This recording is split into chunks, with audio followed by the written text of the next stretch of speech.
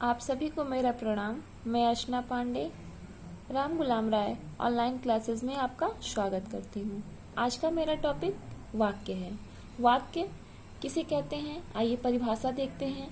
भावों और विचारों को प्रकट करने वाले सार्थक एवं व्यवस्थित शब्द समूह को वाक्य कहते हैं। आइए उदाहरण देखते हैं। सिपाही ने चोर को पकड़ा। इस वाक्य से सार्थक समूह का पता चल रहा है। इस वाक्य में सिपाही कर्ता है, चोर कर्म है और पकड़ा क्रिया है। इसे वाक्य कहते हैं। अगला उदाहरण देखते हैं। दादी माँ कहानी सुनाती हैं। इस वाक्य से भी सार्थक समूह का पता चल रहा है। दादी कर्ता है, कहानी कर्म है और सुनाती है क्रिया है। अब आइए वाक्य के अंग। वाक्य के कितने अंग हैं? वाक्य के 2 अंग हैं। पहला उद्देश्य, दूसरा विधेय। उद्देश्य किसे कहते हैं? वाक्य में जिसके बारे में कुछ बताया या कहा जाता है उसे उद्देश्य कहते हैं। जैसे विमला गीत गाती है। इस वाक्य से पता चल रहा है ये विमला क्या है? सब्जेक्ट मतलब उद्देश्य है। विमला गीत गाती है, विमला गाती है। अगला, दादी ने मालपुए बनाई। इस वाक्य से दादी ने क्या है? दादी ने उद्देश्य है। मालपुए बनाए ये विधेय है। आइए विधेय के बारे में जानते हैं। विधेय के अंतर्गत वाक्य में उद्देश्य के बारे में जो कुछ कहा जाता है उसे विधेय कहते हैं। जैसे उदाहरण देखते हैं। दादी ने मालपुए बनाई। इस वाक्य में दादी ने उद्देश्य था। पिछले अंग में इसमें दादी ने उद्देश्य है और मालपुए बनाए ये विधेय हैं। अगला वाक्य, विमला गीत गाती है। इस वाक्य में गीत गाती है ये विधेय है और विमला उद्देश्य है। अब आइए वाक्य के भेद। वाक्य के कितने भेद हैं? वाक्य के 2 भेद हैं। पहला अर्थ के आधार पर, दूसरा रचना के आधार पर। आइए देखते हैं। अर्थ के आधार पर वाक्य 8 प्रकार के होते हैं। पहला विधानवाचक वाक्य, दूसरा निषेधवाचक वाक्य, तीसरा विस्मयवाचक वाक्य, चौथा प्रश्नवाचक वाक्य, पांचवा संदेहवाचक वाक्य, छठवां आज्ञावाचक वाक्य, सातवां संकेतवाचक वाक्य, आठवां इच्छावाचक वाक्य। अब आइए देखते हैं। रचना के आधार पर वाक्य 3 प्रकार के होते हैं। पहला सरल वाक्य। सरल वाक्य का दूसरा नाम साधारण वाक्य है। दूसरा संयुक्त वाक्य और तीसरा मिश्रित वाक्य एवं मिश्र वाक्य। अब आइए देखते हैं। अर्थ के आधार पर वाक्य के बारे में विस्तृत रूप से जानते हैं। पहला विधानवाचक वाक्य। जिस वाक्य में क्रिया के होने की स्थिति या अवस्था का पता चलता है उसे विधानवाचक वाक्य कहते हैं। जैसे उदाहरण के माध्यम से जानते हैं। खिलाड़ी मैदान में खेल रहे हैं। इस वाक्य में मैदान किसी स्थान, जगह का बोध करा रहा है और खेल रहे हैं क्रिया का बोध करा रहा है। अगला, राम आगरा गया था। इस वाक्य में भी स्थिति या अवस्था का पता चल रहा है। इस वाक्य में भी राम आगरा किसी स्थान, जगह का बोध करा रहा है और क्रिया गया था क्रिया है। आइए निषेधवाचक वाक्य। इसके अंतर्गत जिस वाक्य से क्रिया के न होने का पता चलता है उसे निषेधवाचक वाक्य कहते हैं। जैसे उदाहरण देखते हैं। सीमा गीत नहीं गाएगी। इस वाक्य में नहीं निषेधवाचक वाक्य का बोध करा रहा है। राम स्कूल नहीं जाएगा। इस वाक्य में भी नहीं, राम स्कूल नहीं जाएगा, इस वाक्य में भी नहीं निषेधवाचक वाक्य का बोध करा रहा है। अब ये तीसरा विस्मयवाचक वाक्य। विस्मयवाचक वाक्य से तात्पर्य है जिस वाक्य में आश्चर्य, दुखी, सुखी, घृणा आदि का भाव प्रकट होता है उसे विस्मयवाचक वाक्य कहते हैं। जैसे अरे दीपक तुम आ गए, इस वाक्य में अरे दीपक ये क्या है? अरे दीपक ये विस्मयवाचक का बोध करा रहा है। वाह कितना सुंदर फूल है, इस वाक्य में भी आश्चर्य का बोध करा रहा है, इसे विस्मयवाचक वाक्य कहते हैं। अब आइए चौथा प्रश्नवाचक वाक्य।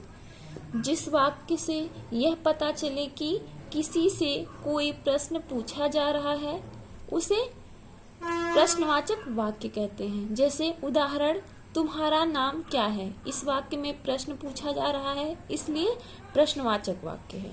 क्या तुम आगरा जाओगे, इस वाक्य में भी इस वाक्य में भी प्रश्न पूछा जा रहा है कि तुम आगरा जाओगे। अगला संदेहवाचक वाक्य। संदेहवाचक वाक्य के अंतर्गत जिस वाक्य में कार्य के होने में संदेह प्रकट हो उसे संदेहवाचक वाक्य कहते हैं। जैसे शायद आज वर्षा होगी, इस वाक्य में संभावना प्रकट हो रहा है, संदेह प्रकट हो रहा है, इसलिए ये संदेहवाचक वाक्य है। सोहन मुझे कानपुर मिल जाए, इस वाक्य में भी संदेह की भावना प्रकट हो रहा है, संभावना है कि वह मिल जाएगा, इसलिए ये संदेहवाचक वाक्य है। अब आइए छठवां देखते हैं आज्ञावाचक वाक्य। जिस वाक्य में आज्ञा, आदेश, अनुमति, प्रार्थना, निवेदन आदि का भाव प्रकट होता है उसे आज्ञावाचक वाक्य कहते हैं। उदाहरण घर जाओ और खाना खाओ, इस वाक्य में आदेश दिया जा रहा है घर जाओ और खाना खाओ, इसमें खाना खाओ इस वाक्य में भी आज्ञावाचक वाक्य है। अब आइए सातवां संकेतवाचक वाक्य। इसके अंतर्गत जिस वाक्य में किसी कार्य के होने या न होने के पीछे किसी कारण या शर्त का संकेत मिलता है उसे संकेतवाचक वाक्य कहते हैं। जैसे उदाहरण देखते हैं, यदि पिताजी आगरा जाएंगे तो पेठा लाएंगे, इस वाक्य में कारण या शर्त का पता चल रहा है कि यदि पिताजी आगरा जाएंगे तभी पेठा ले आएंगे।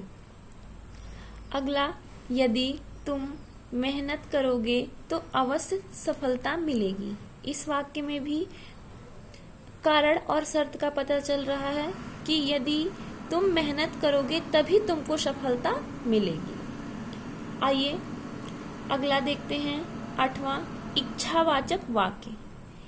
जिस वाक्य में इच्छा या कामना का भाव प्रकट होता है तो उसे इच्छावाचक वाक्य कहते हैं।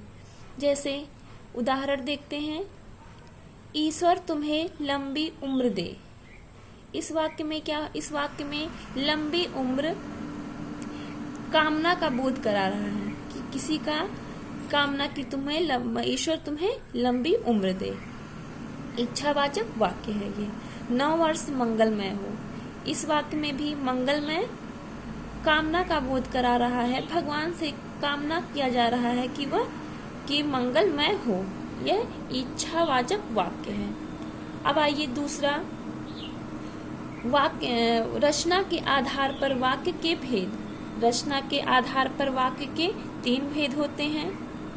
आइए पहला देखते हैं सरल वाक्य एवं साधारण वाक्य। जिस वाक्य में कर्ता एक या अनेक होते हैं किंतु क्रिया एक ही होती है उसे सरल वाक्य कहते हैं। जैसे मोहन खाना खाता है, इस वाक्य में कर्ता एक है और क्रिया भी एक है। तो इस वाक्य में मोहन खाना खाता है। दूसरा, महेश और दिनेश पुस्तक पढ़ते हैं। इस वाक्य में दो कर्ता है, महेश और दिनेश। ये भी साधारण या सरल वाक्य हैं। इस वाक्य में अगला उदाहरण देखते हैं। सीमा, समा और रूबी विद्यालय जाती हैं। इस वाक्य में भी सीमा की बात, समा की बात और रूबी की बात हो रही है। यहाँ पे जिस वाक्य में कर्ता एक से अनेक हो वहाँ पे क्या होता है, साधारण वाक्य होता है। तो इस वाक्य में भी तीन कर्ता है, तो ये साधारण वाक्य हो गया। अब अगला संयुक्त वाक्य। जिस वाक्य में दो स्वतंत्र या समान स्तर के उपवाक्य और तथा, किंतु, परंतु या अथवा आदि समुच्चय बोधक से जुड़े होते हैं उन्हें संयुक्त वाक्य कहते हैं। जैसे सवेरा हुआ और पक्षी चहचहाने लगे। इस वाक्य में सवेरा हुआ और ये समुच्चय बोधक है। पक्षी चहचहाने लगे, यहाँ पे संयुक्त वाक्य हो गया। राम कक्षा में गया परंतु मोहन नहीं था। इस वाक्य में राम कक्षा में गया परंतु क्या है, समुच्चय बोधक वाक्य है, शब्द है। वहाँ मोहन नहीं था, इसलिए ये संयुक्त वाक्य हो गए। अब आइए तीसरा देखते हैं, मिश्रित वाक्य एवं मिश्र वाक्य।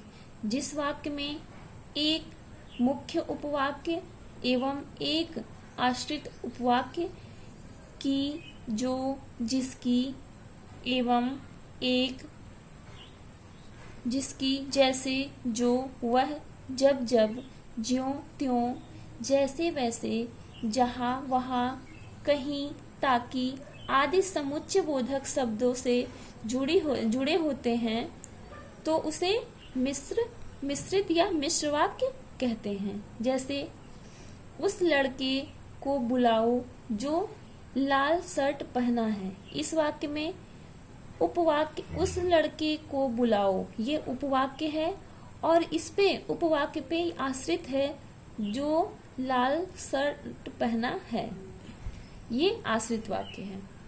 पुलिस अधीक्षक की आज्ञा पाते ही सभी जवान आगे बढ़ गए। इस वाक्य में पुलिस अधीक्षक की आज्ञा पाते ही ये आश्रित वाक्य है।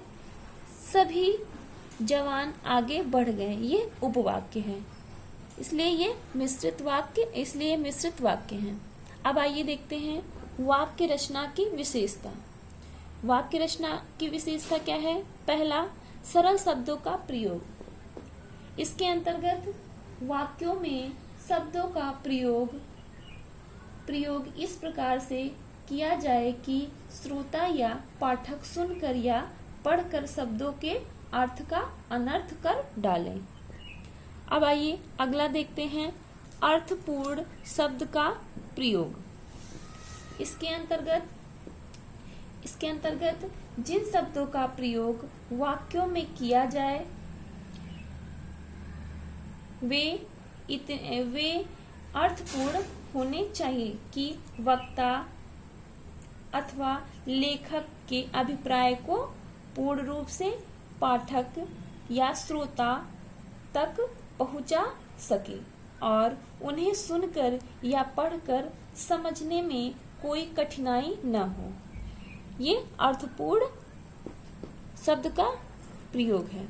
अब आइए अगला देखते हैं भाव और अर्थ के अनुसार शब्दों का प्रयोग। इसके अंतर्गत शब्दों का प्रयोग वाक्य में करते समय वक्ता या लेखक को इस बात का ध्यान रखना चाहिए कि वे शब्द उनके भाव और विषय के ठीक प्रतिपादन करने में समर्थ है या नहीं। अब अगला देखते हैं चौथा, भाषा प्रवाह। इसके अंतर्गत वाक्य में एक महान गुण भाषा प्रवाह है।